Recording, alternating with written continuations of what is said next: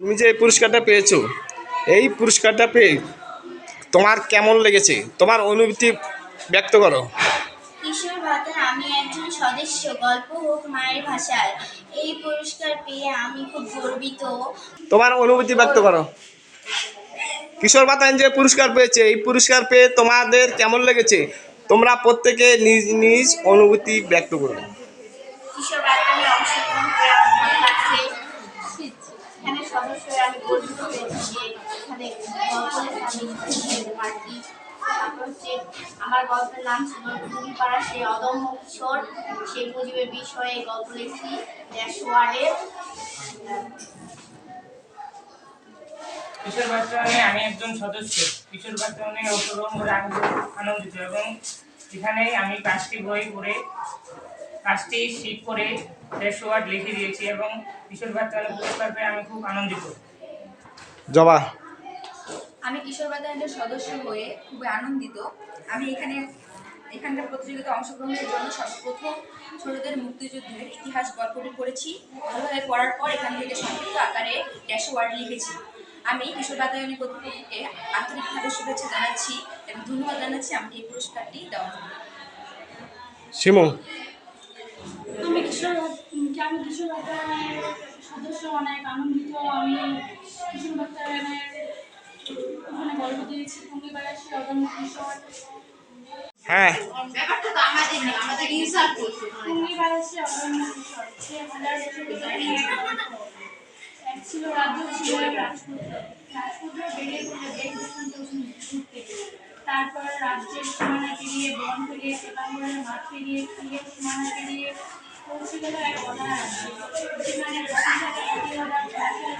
ঘর বাড়ি, দোকানপাট, আরে আছে ছবির মতো। বাগানে ফুলে গেছে রং বেরঙের ফুল, সুন্দর চিনি। রাজবাড়ি দাঁড়িয়ে আছে মাথা উঁচু করে, আকাশ ছুঁয়েছে তার চূড়া। কিন্তু কোনো শব্দ নেই, কত লোকজন নেই, মানুষগুলো সব পাথরের মতো। রাজপুতের সেই সারমোলা বাড়ি ঘুরে ঘুরে ঘুরে বেড়ালো। প্রদীপ প্রদানে জ্বলছে সাথে প্রদীপ, হয় কেটে গেলে ভালো ডাকি। ঘরের পর ঘর পেরিয়ে এসেছে একটা মানুষগুলো আসা গভীর ঘুমে অচেতন।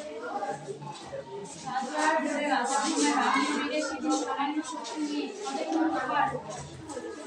স্বদেশ রক্ষার জন্য আমি